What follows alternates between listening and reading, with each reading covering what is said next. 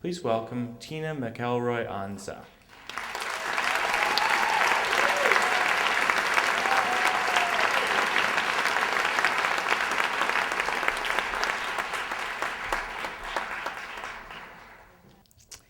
I was born in Macon, Georgia, which is at the very center of the state of Georgia. They called it the heart of Georgia. And the whole time that I was growing up, my daddy owned juke joints and liquor stores. He owned juke joints all over Macon, Georgia. There was a Bonton Cafe and the Bluebird Beer Parlor and the Broadway Beer Parlor and Grill.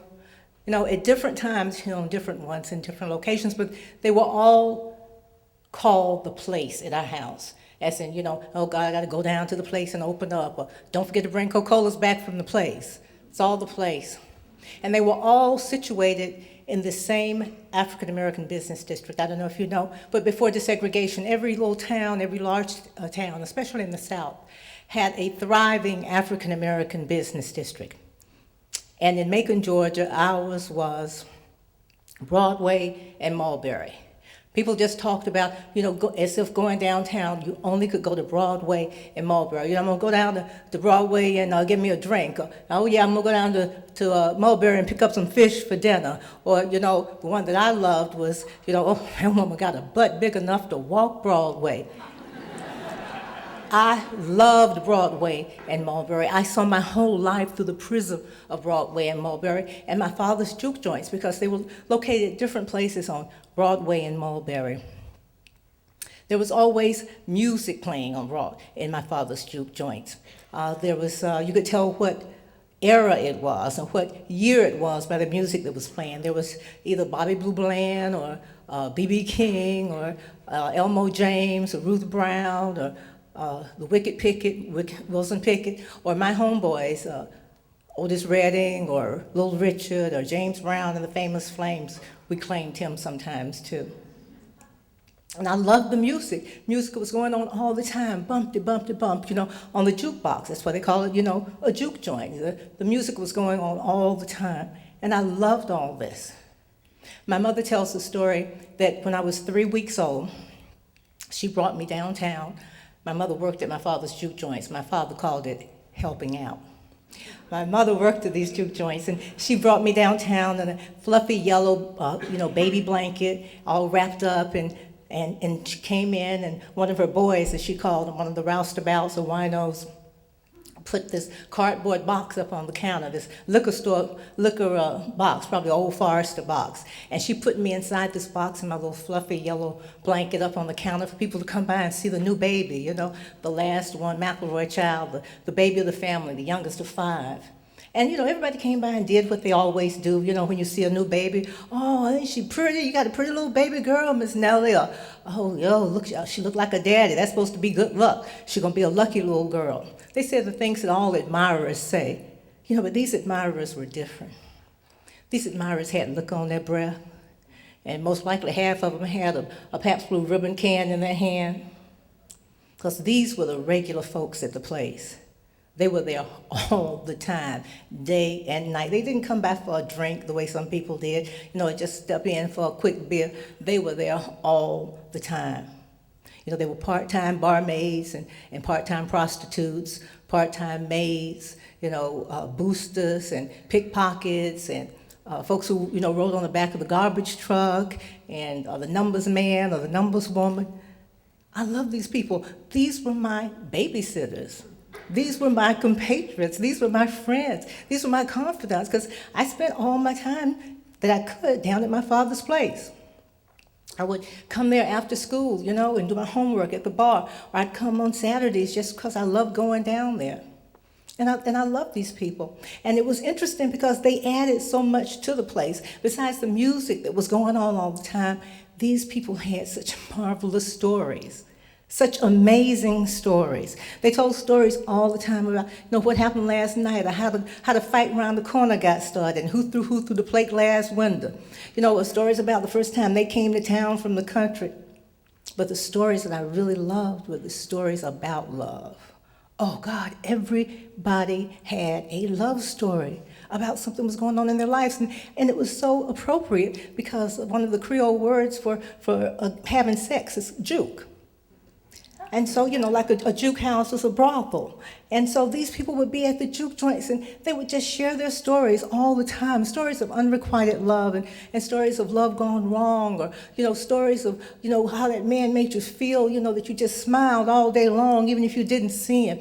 Stories that make people just rock on their bar stools, and clasp their chest and just raise their hands in the air and go, Rich, juicy, wonderful love stories, unbelievable love stories, because these people had really lived, and that, they had stories to tell, even when I didn't understand them. They were wonderful love stories.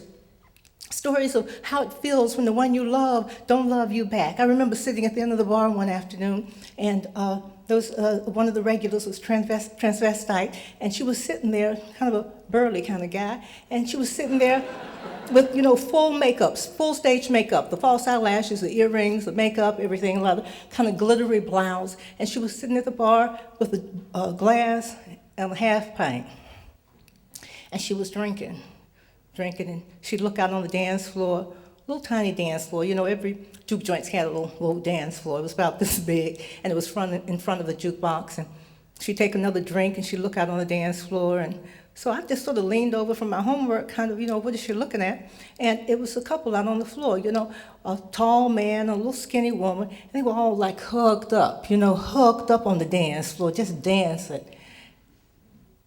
And my girl here looked at him again and looked over at me and looked at him and took another drink. And she leaned over to me and she said, "Baby, I have fattened my last frog for the snake." And I remember thinking, oh my God, that's so good. That's so good. Oh, I wonder what that means. I wonder what that means. Oh God, I wish I lived more. I wish I had sex. I wish I knew what that meant, because I knew it was something really wonderful. But y'all like to keep the babies of the family all ignorant and innocent for so long. I didn't know anything about life, but I had enough sense to know that that was something rich and wonderful. And it was like all the stories that were in the place. And I realized then, that's what I wanted. I wanted a story like that. It was all juicy and rich, it would make somebody go, And so I decided right then that I was going to live a life that had stories like that. Well, I started noticing in school, the boys interested in you, you're interested in the boys. And I started noticing the girls, especially the older girls, had stories, because all we talked about and all they talked about was boys and doing it. Is she a virgin? No, she's not a virgin. Yes, she is a virgin. No, she's not. You think she's done it? Yes, she's done it. I mean, that's all they talked about, doing it. And I would listen to their stories, and they would come in and tell them about the first time they did it, And I would listen closely because I was expecting a story, And they would say, yeah, well, it was in the back seat of Richard's car. He keeps all that junk in the back of the car, and it was so uncomfortable, and it was cold, and we had to keep our clothes on, and he didn't know what to put in. His feet got in the way, and he didn't know what he was doing, I don't think, because it wasn't good. And he promised me it was going to get good later on, but it wasn't good right then, And then in the middle of it, he hollered out, "Oh, I love you." And now I guess Richard loves me. And I would look at him and say, so this is your story, right? This is, really? Backseat of the car, this is going to be. I said right then and there, well, this is not going to be my story. I want my first time to be really wonderful. I didn't think my virginity was anything, precious or anything, but it was mine, And I figured I should be in control on it, and I should be able to tell the kind of story, I have the kind of story around it that I wanted. Okay, skip ahead to the year that I'm 21. I'm going to be turning 22 in the fall. I have my first job. I am working at the Atlanta Constitution, a morning newspaper in Atlanta, Georgia. In fact, I am the first black woman to work at the Constitution, if you can believe that. I was only the second woman in the newsroom. Well, that's unexpected. Listen to this. I was only the second woman to work in the newsroom. There were only 2 women working in the newsroom at the time. And I was probably the only woman in the 1970s who had graduated from college still a virgin.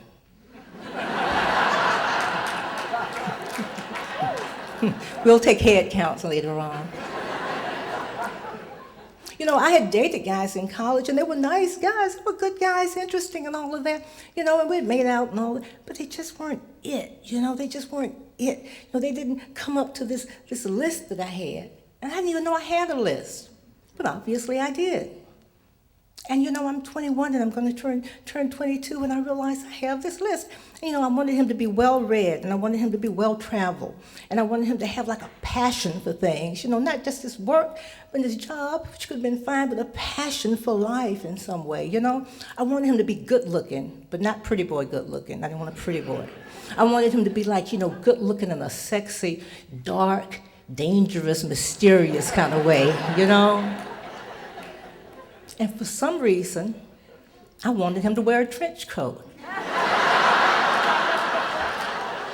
I have no idea. I wanted him to wear a trench coat. Maybe it was, Richard Roundtree in Shaft, or, Rick in Casablanca. I don't know what it was, but I wanted this man to wear a trench coat. But the biggest thing is I wanted this man to be a man. You hear me? I wanted him to know what he was doing. I didn't want any fumbling and stumbling and not knowing where to put stuff.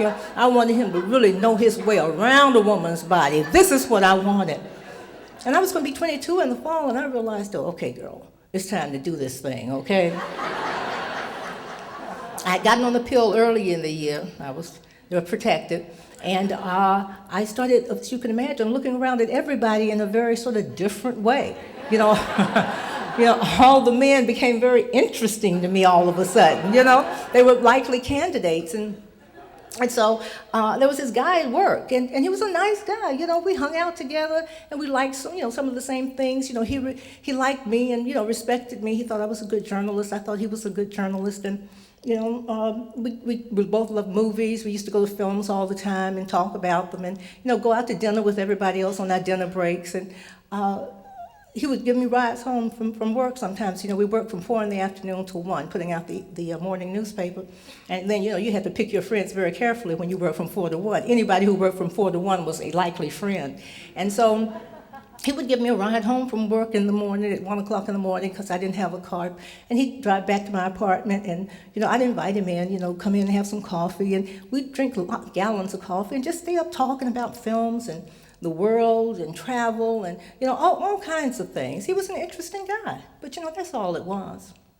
And then one day I'm sitting at the copy desk. I worked on the copy desk, and I looked up, and he was coming in. And he was obviously on deadline because he was rushing, and he had a notebook in his hand. And he was like headed for his desk, to bang out a story. And he had on a trench coat. Oh my God. It's like, a light bulb didn't go on, Klieg lights came on, It was like amazing. I couldn't believe I had missed this all along. This man had on a trench coat. This was the one. He was it. He was it. And I knew his business because we were friends, and I knew even better he was going to be leaving in a few weeks. He had a job in another city. Oh, it got better and better. I thought, well, this is great, there's no opportunity for, things to get messy and complicated and serious. We were going to do it, and he was going to be out of here. Oh, this was just great. So I started my seduction plan. When we went out to dinner, we were just hanging out, I would sit a little closer to him, on the sofa. Nothing anybody would notice. And then, if we told a joke and it was funny, I'd hit him, I'd touch him on the shoulder. I started touching him a whole lot more, okay? I would get lint off of his shoulder, I would straighten his collar. One time I straightened his trench coat collar. Oh God, what a rush. Okay?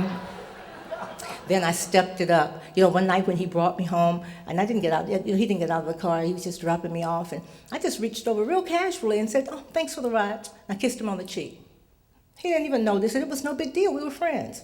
I did that a couple of more nights, Good night, thanks. And maybe the third night, I leaned over and gave him a kiss, No big thing, no tongue, none of that, but just a kiss, nice, soft kiss. And he was like, whoa, what was that? And we kind of both laughed, and I don't know what that was, and we laughed it off, I don't know. Where'd that come from? Gosh. And So I went on in, and that was it. And then, that went real well. So I started stepping things up. I looked at the calendar, and I looked at my cycle, and I picked the perfect week. And then I looked at the work schedule, and I picked a day that I knew that we both would be working late at night, and that way we wouldn't go in until the next afternoon, and we'd have the whole morning the next day, to take our time. And I did. And I started thinking, okay, this is going good. We are rolling along here. And I went downtown to Rich's department store, and I bought myself this long, sexy nightgown. I didn't wear those kind of things. Long, sexy, flowing nightgown, that had an empire waist and a real deep V to show off my cleavage. I had nice cleavage. And so I wanted to show that off. It was in green, and green really doesn't look good on me. But green is my lucky color, so, I thought I'd better go with that. But to tell you the truth, I really didn't even think I needed luck. It was going along so well. In fact, it was going along too well. I started thinking, oh my God, something's gonna go wrong. You know how that is. The Catholic school girl showed up and went, oh Tina, this is gonna blow up in your face, girl. This is going along too well. You know it's gonna be the biggest mess in history. It's just gonna, and I had said, yo, shut up. And I just brushed off, shut up. And I talked to myself and I said, stick to the plan, girl, stick to the plan. Don't get cocky, stick to the plan. And then it was the day. And he drove me home the way he always did, and I invited him in the way I often did, and he came in, and we sat on the sofa. I made some coffee like I always did, and we sat on the sofa, and I, of course, sat close to him. And we're sitting there talking about movies or the news or something. And I just leaned in and just gave it to him. A real wet, juicy kiss, just all into it.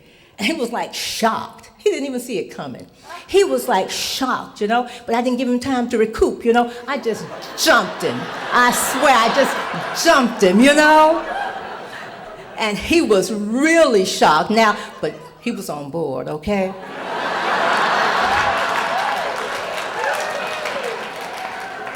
And so I led him to the bedroom, and at the appropriate moment, I slipped out into the bathroom, and I put on my long, sexy gown, and I put my hair up. And I looked in the mirror, and I looked myself dead in the eye, and I said, girl, Tina, you're really gonna do this, huh? You are really gonna do this. And I did. And it was good. In fact, it was great. It was wonderful. This man knew his way around a woman's body, and I let him do it. A few times. It was just really, really fantastic. Thank you. It was. It was really wonderful. And so, it was interesting because I was just tickled with myself because there wasn't any awkwardness and there wasn't any, uncomfortable kind of thing. He didn't scream some insincere, I love you, at some inappropriate time because, we really didn't love each other like that. We felt warmth for each other. We respected each other. We liked each other. And that's where we were. It wasn't about that kind of love. It was about really, really caring for each other and me choosing him. And so we got up the next morning, did it some more. And then, we got dressed and, we didn't have to go to work until the afternoon. And so I was going to go shopping downtown, and he said he dropped me off, and he drove me downtown. I was getting out of his car, and, I forgot to tell you, he had a sports car. That was on the list, too.